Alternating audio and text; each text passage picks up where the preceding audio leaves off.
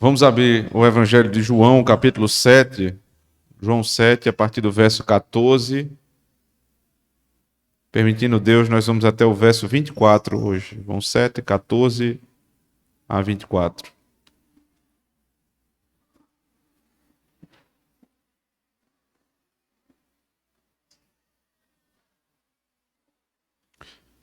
Verso 14.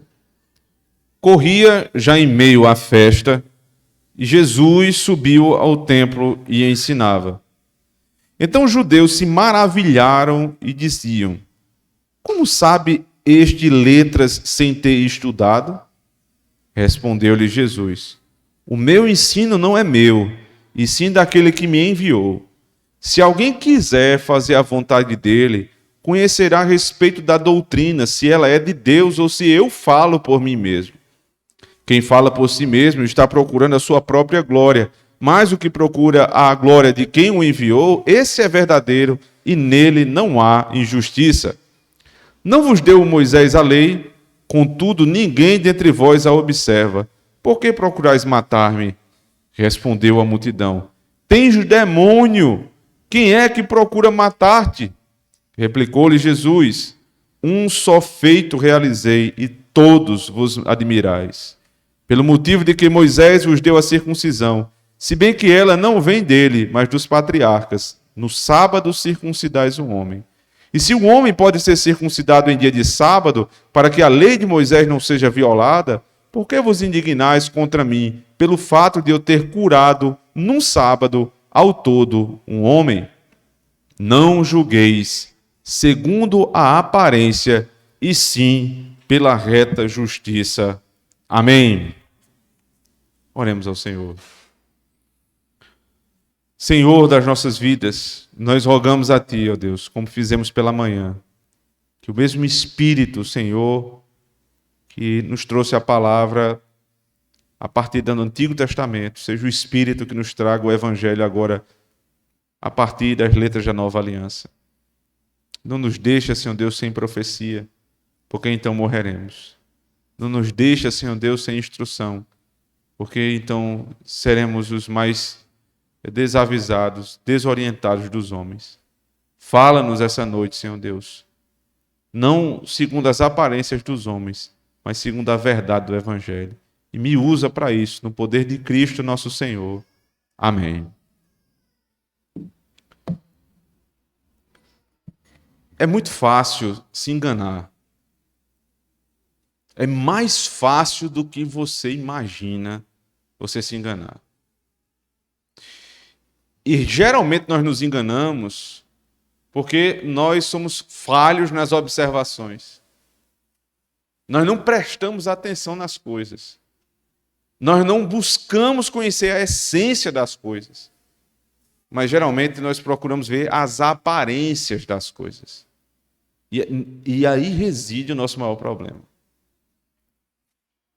Ao invés de julgar a essência das coisas, nós julgamos as aparências. Então, se vemos alguém andando na cidade, num determinado porte de carro, nós dizemos: fulano está rico. Se vemos a pessoa andando bem vestida, nós dizemos: fulano está com dinheiro. Isso não quer dizer nada. Isso pode ser mera aparência. Isso pode ser simplesmente uma capa que a pessoa se veste para passar essa aparência e ganhar algo com isso. Isso não necessariamente está evidenciando a conta bancária do sujeito. Isso diz respeito, logicamente, às nossas relações sociais, diz respeito à doutrina de Cristo, que nós vamos tratar daqui a pouco, as questões da fé, da salvação, e diz respeito a toda a vida intelectual. A ponto de Jesus Cristo estar sendo inquirido aqui, nesse texto, como se ele não tivesse conhecimento porque não frequentou determinados lugares e instituições que promovem ou que prometem promover conhecimento. Só que esse não era um problema apenas do tempo de Cristo, esse é um problema da nossa cultura brasileira. Se você lembrar, ali, meados de 2005 até 2011, 2012, vários títulos de doutor honoris causa foram dados, né? Honoris causa foram dados para Lula, o ex-presidente Lula. Um homem reconhecidamente analfabeto, que governou o nosso país e deixou no estado que nós todos sabemos. E esse homem recebeu de várias universidades, um homem sem instrução. E veja, o fato de alguém não ter instrução em si não seria um problema. Para ser um homem, né, seria sim, mas assim, não é um problema que ele causou. O problema é você dar um título como esse, de reconhecida notoriedade intelectual, a uma pessoa que é reconhecidamente analfabeta. Ele tem pelo menos 10 títulos como esse. E aí, quando surgiram algumas críticas a esse tipo de atitude da academia, um jornalista da época chamado Paulo Moreira Leite, já foi jornalista de várias, colunista de várias grandes revistas no Brasil, Veja, Isto É, tudo mais. Ele saiu em defesa do ex-presidente Lula, dizendo que era pedantismo acadêmico não querer reconhecer um título como esse. E aí, eu vou citar alguém que nós todos devemos ter algumas reservas teológicas, muitas reservas teológicas, por sinal, mas que foi preciso demais aqui para tratar sobre o assunto. O também jornalista, escritor, professor Olavo de Carvalho. Ele diz assim, preste atenção, esse aqui é um artigo dele de 2011, no Diário do Comércio, Jornal do Comércio, perdão. Quem quer que conheça a história intelectual do nosso país sabe que é uma constante da sociedade brasileira o ódio à inteligência, misto de temor e despeito, e acompanhado, à guisa de compensação neurótica, pelo culto devoto aos títulos, cargos e honrarias exteriores que a substituem eficazmente em festividades acadêmicas e homenagens parlamentares. A mentalidade geral, já antiga e também retratada por Lima Barreto, segue a das vizinhas fofoqueiras do Major Quaresma, que, ao ver pela janela a biblioteca daquele infausto patriota, comentavam: para que tanto livro, se não é nem bacharel? Que, em contrapartida, faltem livros nas estantes dos bacharéis e doutores, onde abundam garrafas de uísque e fotos de viagens internacionais.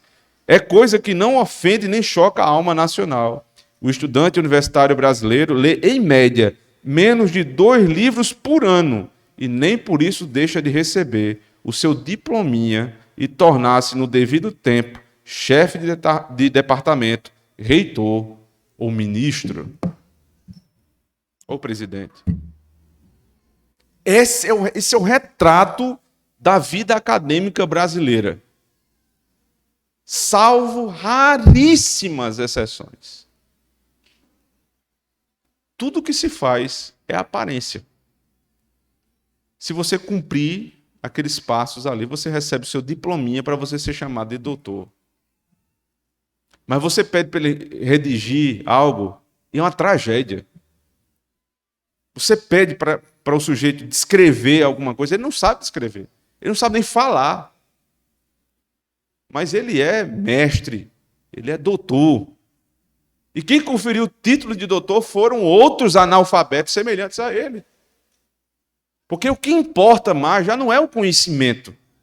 Veja, se uma mãe se dedica em casa a ensinar o seu filho, né, se ela noite e dia ali está se esforçando para ensinar o seu filho, e ensino de verdade, educar o seu filho em todas as ciências, isso aqui é retratado no Brasil como, veja só, isso é retratado no Brasil como abandono intelectual.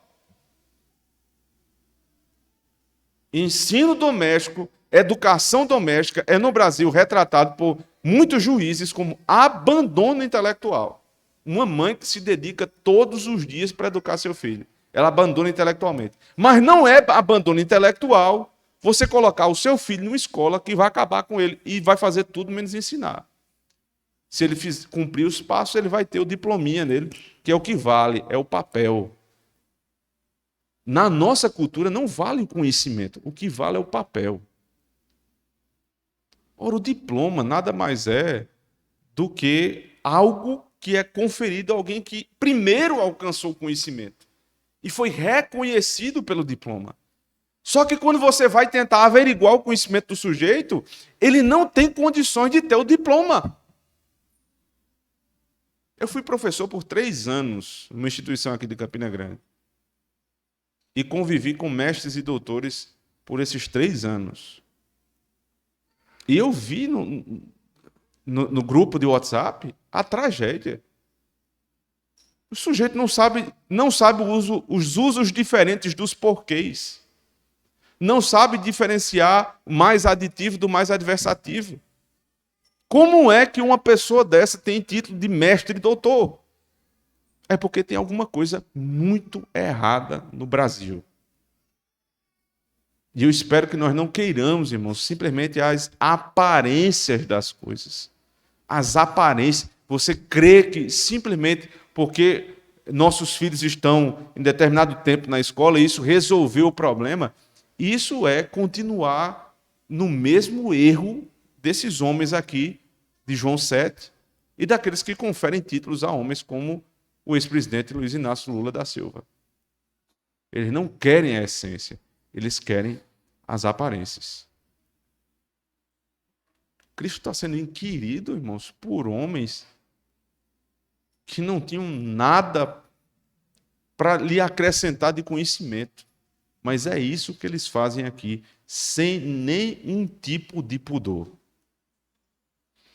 Qual é o contexto aqui que nós estamos lidando, irmão? Lembre que nós estamos na festa dos tabernáculos. Desde o capítulo 6, nós entramos ali na sequência das festas de Israel. A primeira festa, a festa da Páscoa, ela já passou, o cordeiro foi morto. E aí nós vamos ter agora a próxima Páscoa. Mas aqui você tem a metade do ano, especificamente a metade do ano. Quando o israelita saía, de onde ele estivesse, ele podia morar em qualquer lugar, mas ele precisava voltar para Jerusalém, na festa dos tabernáculos, para agradecer a Deus pela provisão, agradecer pela colheita. E exatamente nesse período do ano, o Senhor está aqui no templo. Lembre-se também que ele estava ensinando os homens, os seus discípulos. Ele fez um milagre, multiplicou pães e peixes. Rapidamente, os judeus os deixou. E depois dos judeus, os discípulos. E por fim, ele disse aos seus 12 apóstolos: vocês estão fazendo o que ainda aqui? E Pedro responde aquela frase, né, extremamente conhecida: para onde iremos se só tu tens as palavras de vida eterna? E aí os homens agora, os que restaram ali, ainda querem subir com o Senhor para a festa. E dentre os seus discípulos, alguém diz assim: por que tu fazes essas coisas não em público, mas em oculto? Aí Jesus disse: é porque tudo tem o seu tempo. Há motivo para isso. Aí ele diz: mas o Senhor deveria fazer estes sinais para que todos vissem. Sobe a Jerusalém, vai e faz isso para que todos vejam. E Jesus se nega aí com aqueles homens. Diz: não, vocês vão, eu não irei. Ele não foi no começo da festa, mas ele vai depois. É exatamente isso que diz o verso 14, observe. Corria já em meio à festa. Não em meio à festa, mas na metade da festa, Jesus chegou. Uma festa de 8 dias, então ele chegou ali entre o 4º e o 5º dia. Ele não foi com aqueles homens que desconfiaram do modo como Cristo agia, que colocaram em xeque a forma de Jesus agir, tentando impor a sua própria forma de agir sobre a forma de Cristo. Ele se negou a andar com esse tipo de discípulo, mas no tempo devido ele foi. Veja, nos foi dito no sermão passado que ele não poderia ir no começo da festa, porque era justamente o momento onde muita gente estava chegando e era fácil de identificar a chegada de Cristo. Mas agora, sabiamente, ele não foi no começo para não ser morto, e ele fez de tudo para que a plenitude dos tempos se desse em todos os aspectos, ou seja, ele não se colocava em risco desnecessário, e é assim que nós devemos agir, não devemos colocar nossa vida em riscos desnecessariamente, mas devemos colocá-la sempre quando o contrário disso é pecar. Então aqui, ele ficou até o 4º ou 5º dia, porque era possível e necessário para preservar a sua vida. Mas ele não podia, como judeu, deixar de cumprir a lei da festa dos tabernáculos. Então agora é a hora de colocar a vida em risco. Um risco medido, um risco contado, como nós devemos fazer nas nossas próprias vidas. Medir, contar os riscos que nós vamos nos expor para cumprir a lei. Isso quer dizer, eu não devo colocar minha vida em risco, como nós já aprendemos, mas devo colocá-la. Não devo, sempre que não colocar a minha vida em risco, não me leve a pecar. Mas sempre que não colocar a minha vida em risco, seja um pecado, eu estou errado. Eu tenho que colocá-la. Por exemplo, você não deve colocar a sua vida em risco ficando à beira de um precipício. Mas se teu filho está na beira do precipício para cair, você tem a obrigação de ir lá e tirá-lo. Porque aí vale a pena colocar a tua vida em risco. Se você não precisa colocar a tua vida em risco, não coloque. Mas se é para pecar, então você tem obrigação de colocar. Como marido, para salvar esposa e filhos. Como mãe, como pai, para cuidar dos filhos. Para que a vida do próximo seja preservada. Então, são situações onde nós devemos colocar a nossa vida em risco. Aqui, corria já em meio à festa, e Jesus subiu ao templo e ensinava. Então, os judeus se maravilhavam e diziam, como sabe estas letras sem ter estudado? Então, veja só. Ele sobe para o templo e começa a ensinar. Provavelmente ele se sentou, porque essa era a posição que os grandes mestres da época se colocavam. E quando ele se senta, imediatamente as pessoas reconheciam a sua autoridade. Percebe? Não era necessário Jesus dizer aqui, olha meu título, eu sou mestre. Olha aqui meu título, eu sou o Messias. Ele senta e começa a ensinar. O que é que vai aferir o conhecimento de Cristo? As pessoas ouvem e se maravilham da sua doutrina.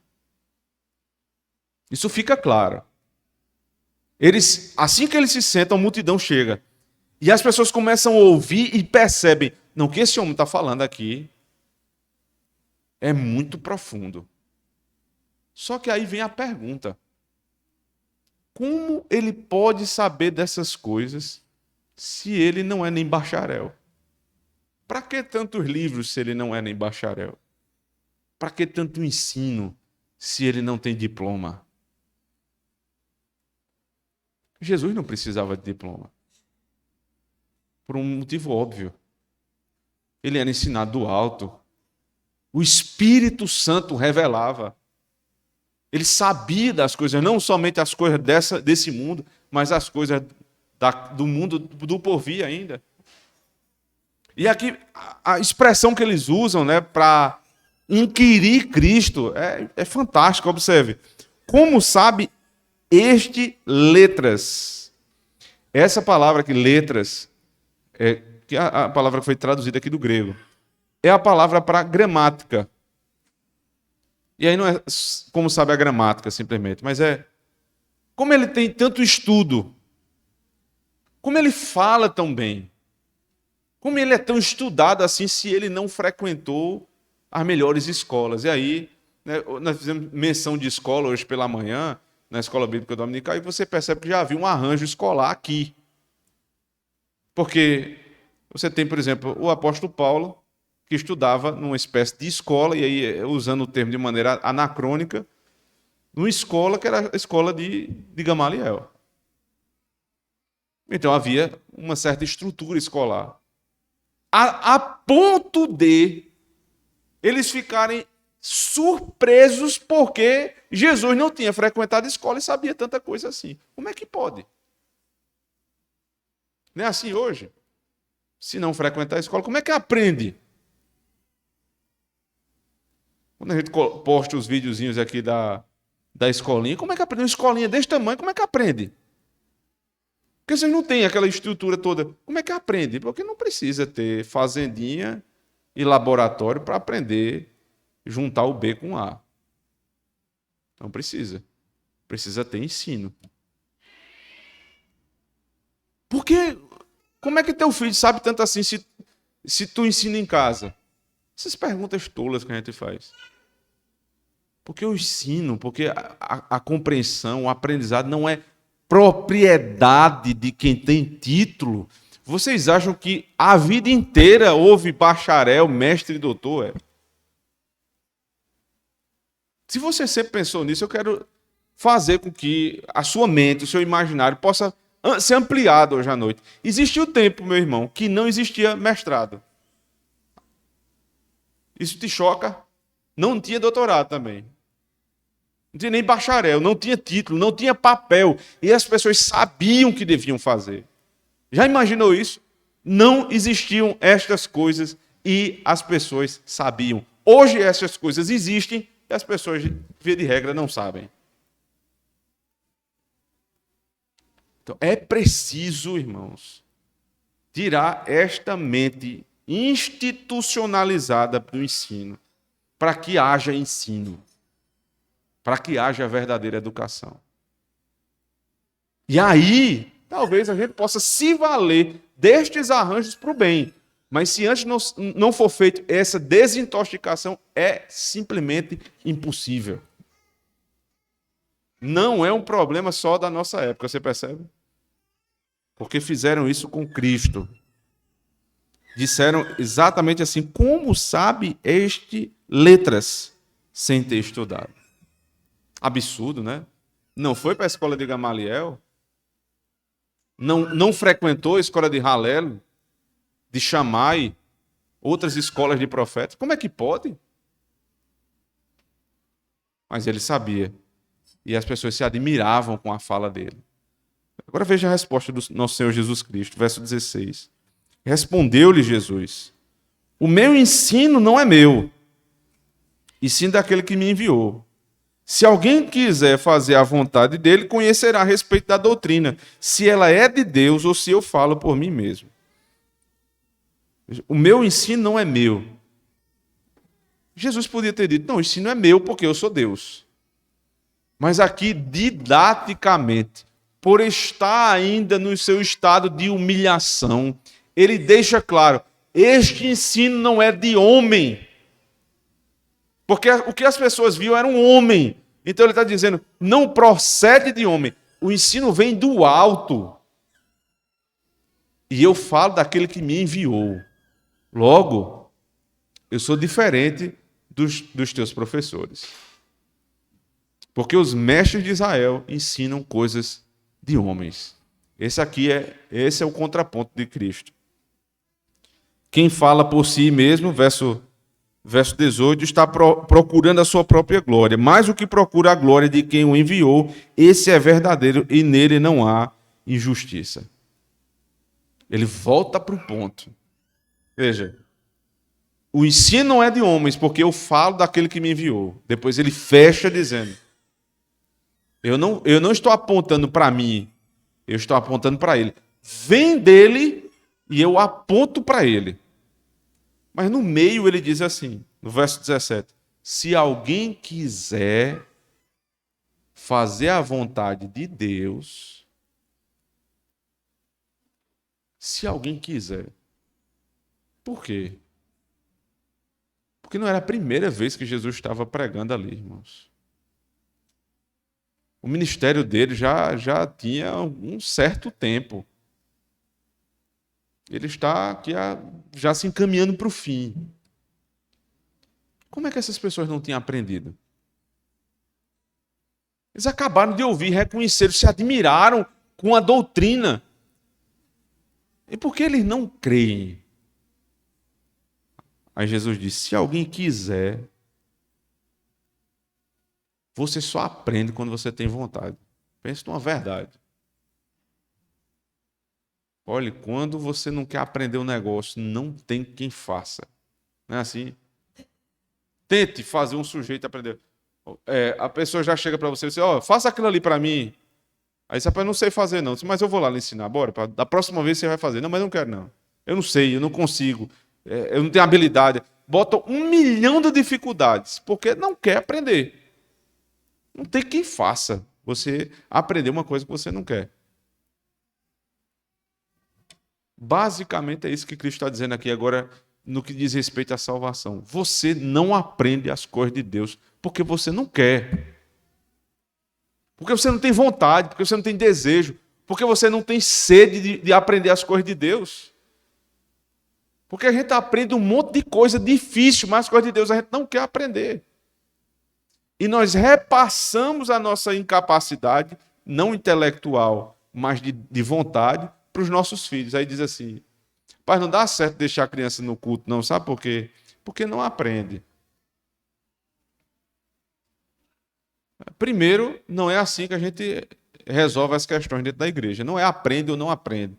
Nós não somos racionalistas. Nós somos bíblicos. O que é que a Bíblia manda? Entendo eu que de Gênesis a Apocalipse a Bíblia nos ensina que os filhos devem estar com seus pais no culto, porque eles são membros da igreja. E não se tira um membro da igreja do culto. Ponto. Segundo, eles não aprendem. Eu nunca tive aqui esse sonho de que todo mundo entende tudo que eu digo. Seja por minha própria incapacidade de ser claro, seja pelas incapacidades próprias e limitações dos irmãos. Eu nunca tive essa propensão de pensar que os adultos todos entendem tudo, cada letra que eu falo aqui. E você continua aqui. Agora, se você quer, se teu filho quer, e se você cria um ambiente dentro da sua casa, que o culto seja algo que dá desejo de estar lá, que é agradável, que é bom, seu filho vai querer aprender. Olha, eu já vi inúmeras vezes que eu chego no domingo à noite e eu vou ser questionado por Evinha a respeito do sermão. Papai, o que foi que o senhor disse lá daquele homem paralítico? O que é isso? É claro que ela escutou o sermão todo, mas não entendeu todo. Mas uma coisa ficou. Aquele negócio do tanque, especialmente essas narrativas onde você tem diálogo e existe ali um cenário muito bem descrito, as crianças elas pegam praticamente tudo. Aí cabe o pai e a mãe ir lá e explicar o resto. Aí em casa você vai fazer esse tipo de aplicação para ela. Mas os adultos também, se não quiserem, não vão aprender. Se não se preparar, por exemplo, querer, não é só dizer assim, não, eu quero. Você chega se acabando de sono na igreja, como é que vai aprender nada, meu filho? Não vai aprender nada, porque não se prepara.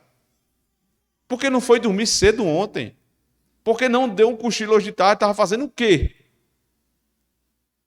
Deveria ter se preparado para o culto. Se você tem essa dificuldade, meu irmão, se prepare para aprender. Isso é querer. Querer é agir em conformidade com a tua vontade. Se você quer uma coisa e faz ao contrário daquilo, é porque você, na verdade, não quer.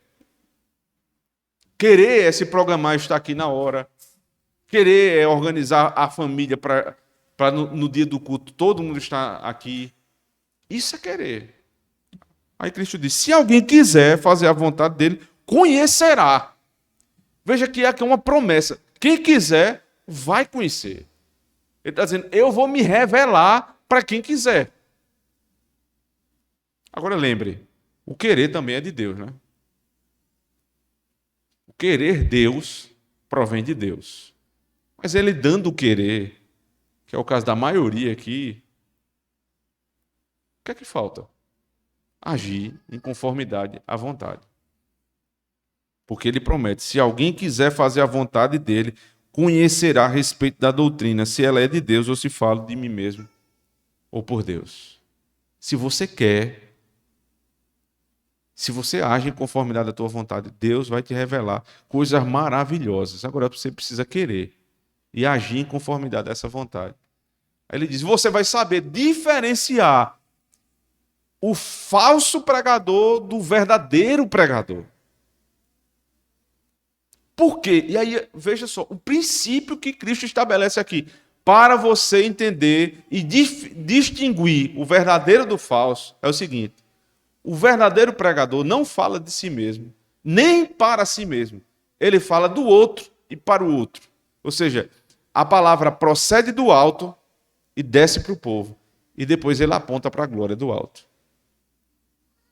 O pregador que não procede de Deus, ele tem características. Vive falando de si. Vive dando exemplos sobre como ele é lindo, maravilhoso e santo. E a glória, consequentemente, só vai para ele. Esse é um falso pregador, segundo o princípio que Cristo acabou de nos dar. Aí ele continua, verso 19. Não vos deu Moisés a lei, contudo ninguém dentre vós observa. Por que procurais matar-me? Cristo começa agora um ciclo de falas que aparentemente não tem coerência com o que ele falou.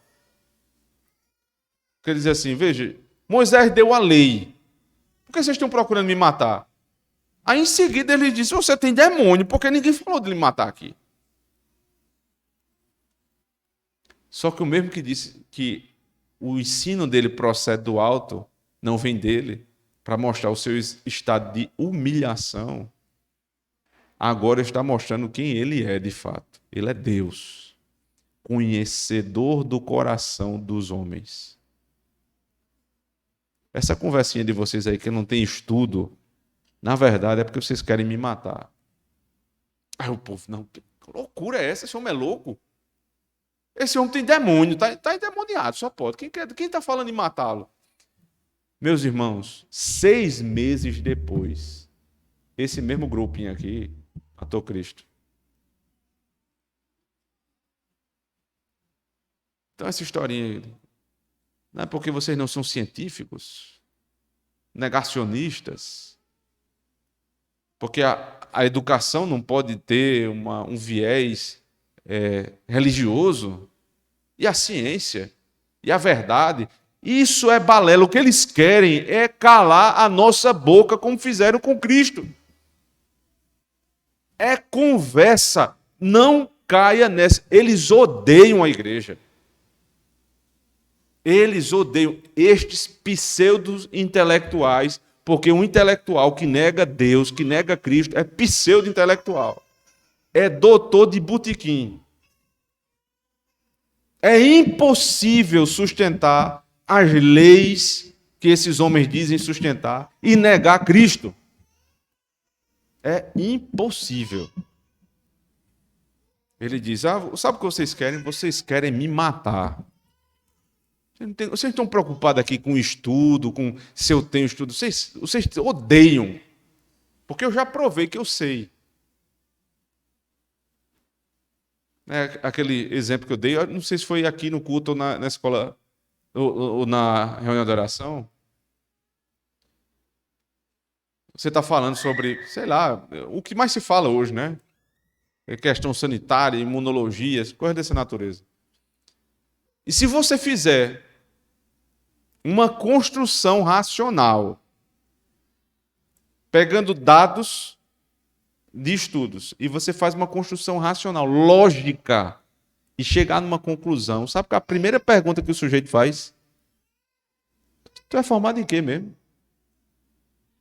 Meu amigo, o que é que tem a ver minha forma? Eu posso ser formado em vento. Eu sou formado na realidade, eu não sou louco não, meu amigo. Eu estou vendo aqui, existe uma lei, que é lei para qualquer ciência, chamada lógica. A lógica serve para todas as ciências. Se eu faço um argumento lógico, verdade, baseado na verdade, não importa a minha formatura. Não importa.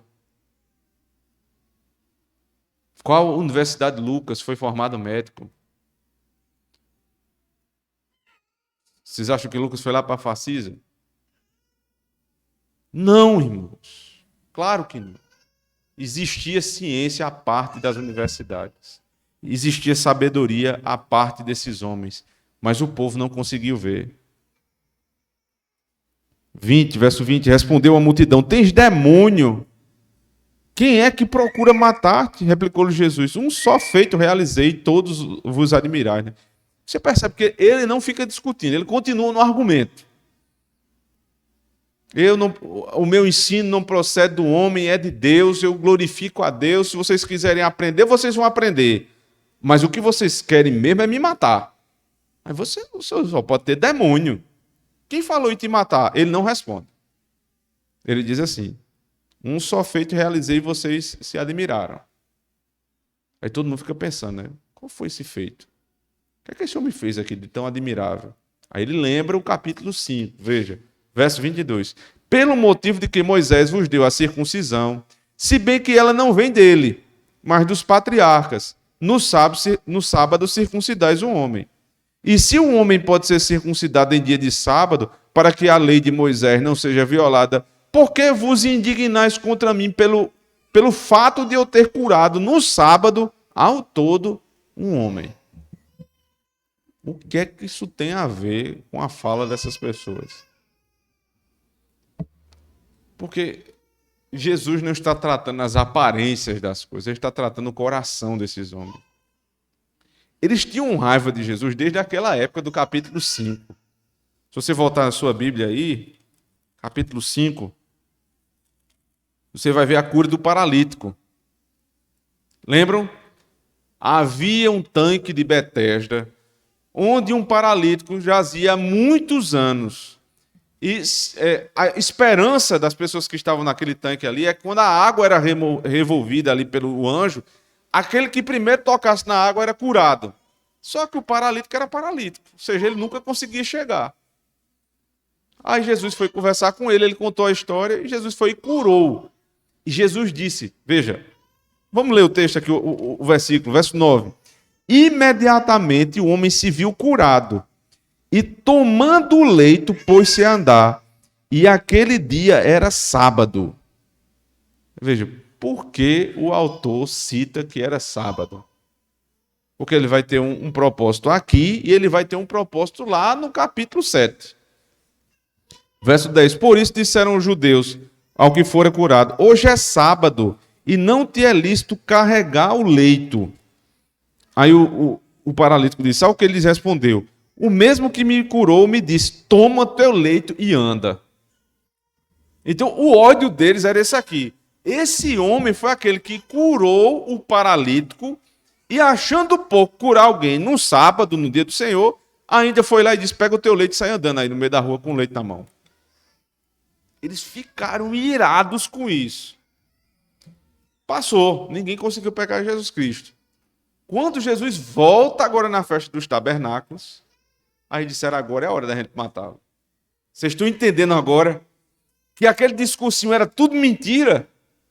Porque infiltrado no meio do povo, e aí ele está fazendo distinção, não era o povo todo que queria matá-lo, mas no meio do povo existiam aqueles que estavam lá no tanque de Betesda e queriam matá-lo.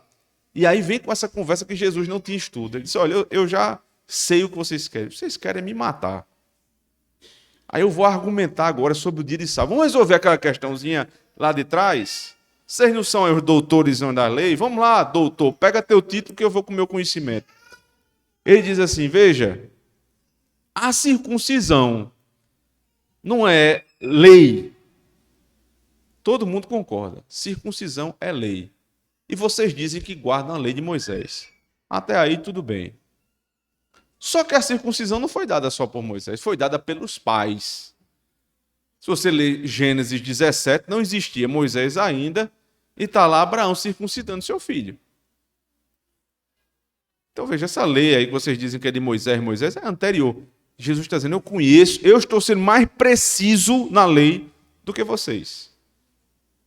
Mas o que é a circuncisão? Veja, ele trata da lei em si, do aspecto ritual. Ele diz, agora vamos tratar aqui da essência. O que é a circuncisão? Como é que ela é feita? A circuncisão é o sinal e selo da entrada de uma criança ao 8º dia, sendo ela macho.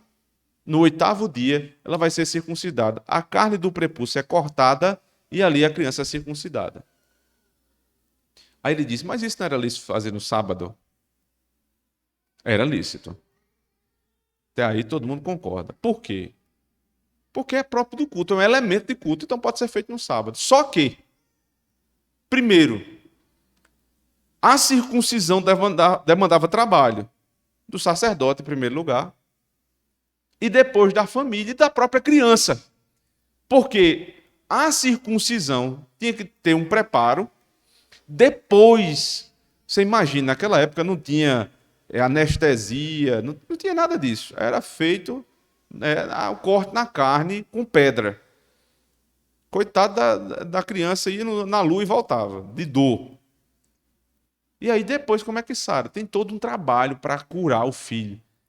O resto do dia do Senhor inteiro e passava a semana para curar aquela dor. Então, tem um certo sentido de trabalho. Mas não é só isso, não. O que é que a circuncisão faz?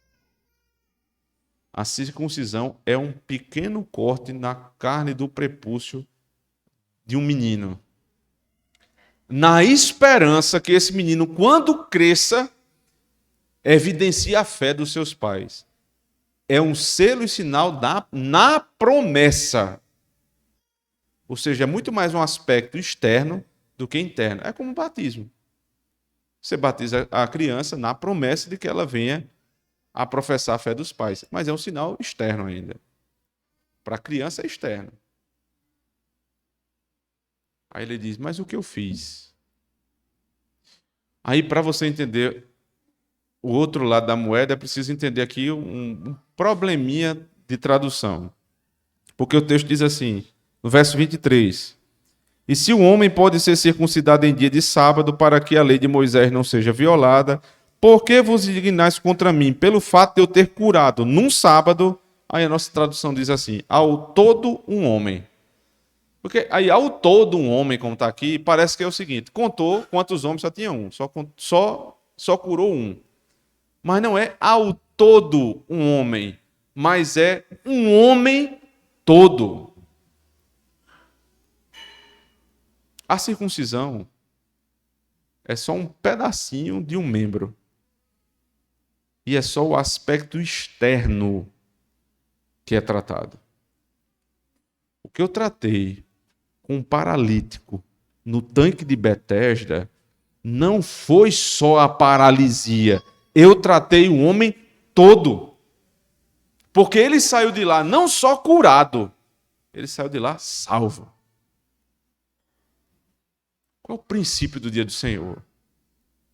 Eu vos darei descanso. Qual era a imagem daquele homem? Ele estava cansado de correr atrás da cura e não achava. No dia que Cristo chegou, Jesus não disse assim, vai lá, corre agora, que eu te auxiliarei. Não. Ele curou o homem parado.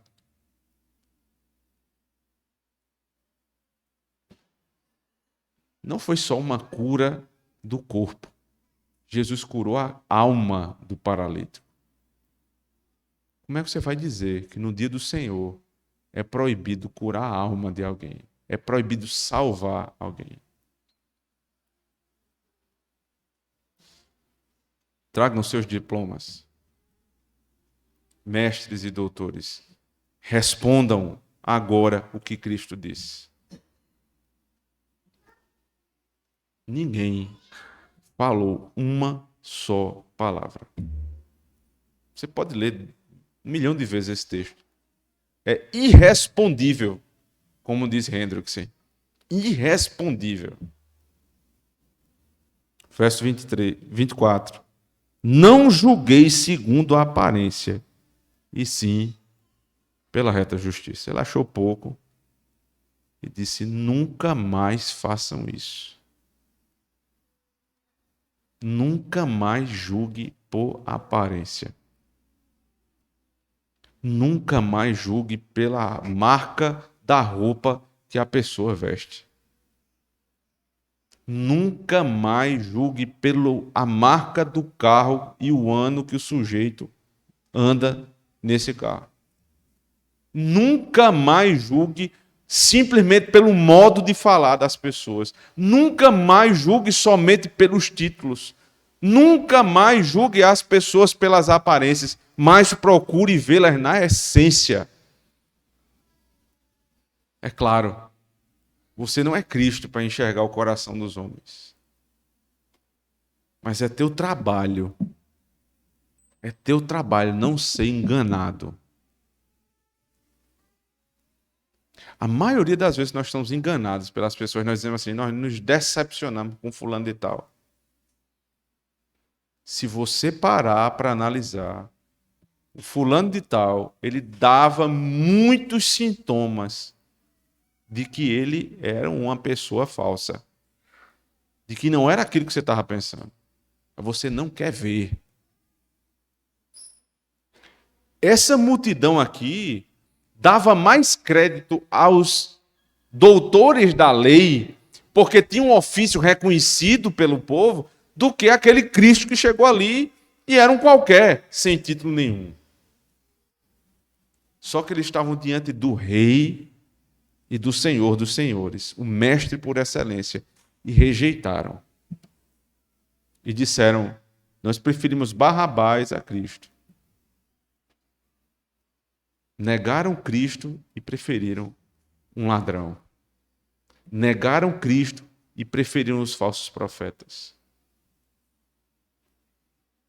Isso é muito sério, irmãos. É muito sério. Alguém ouvir pregação bíblica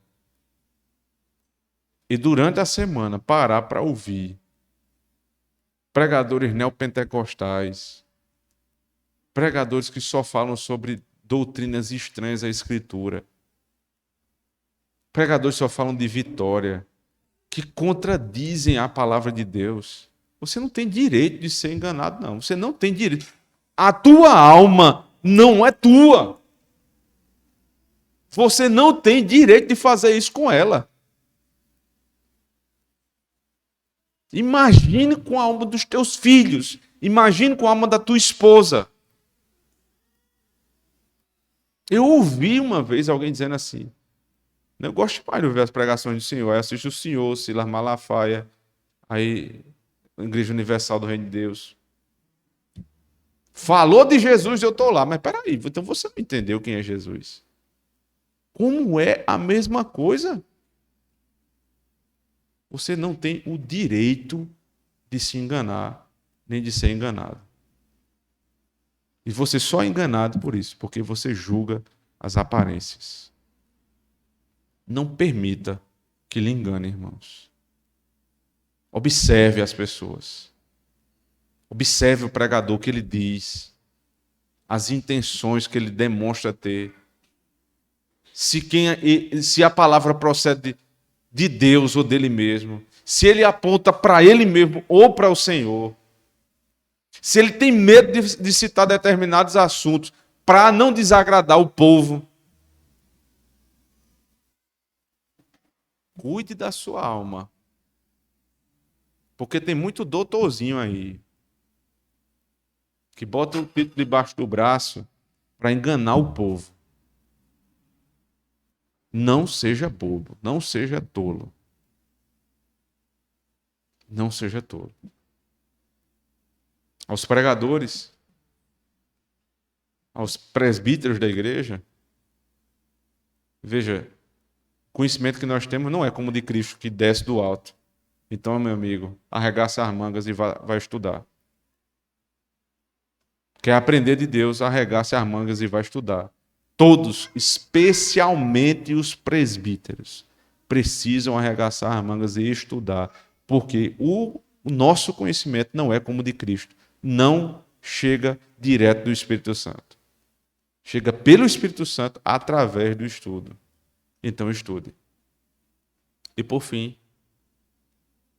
o dia do Senhor é uma bênção. É o dia em que nós não somos tratados pela metade. É o dia que as aparências não valem nada. Eu pouco me importo se você chegou ali numa BMW 2023 ou se você encostou seu jumento e amarrou ali no poste. Não me importa. As aparências aqui desaparecem. O que nos importa é o Evangelho do nosso Senhor Jesus Cristo. E que ele faça diferença na nossa vida pelo verdadeiro ensino. Amém. Vamos orar ao Senhor, irmãos. Ó Deus bendito, obrigado, porque o Senhor não tem nos sonegado o ensino da palavra. Não nos tem deixado, Senhor Deus, ser levados pelas meras aparências das coisas. E se temos, Senhor Deus, de algum modo sido negligentes, Senhor Deus, com a investigação séria, acurada da palavra que nos é trazida, Senhor, nunca nos permita ser como esse povo, levados, Senhor Deus, por ventos de doutrinas, a ponto de rejeitar Cristo e querer sua morte, ao invés de ouvi-lo e consentir com a sua palavra. Perdoe-nos, Senhor, porque somos negligentes com a tua santa obra e com a tua santa lei. Nos dê vontade, desejo genuíno de buscar conhecimento. E então, Senhor Deus, revele-nos o teu Filho. Para o louvor da tua glória, nós te pedimos em Cristo nosso Senhor. Amém.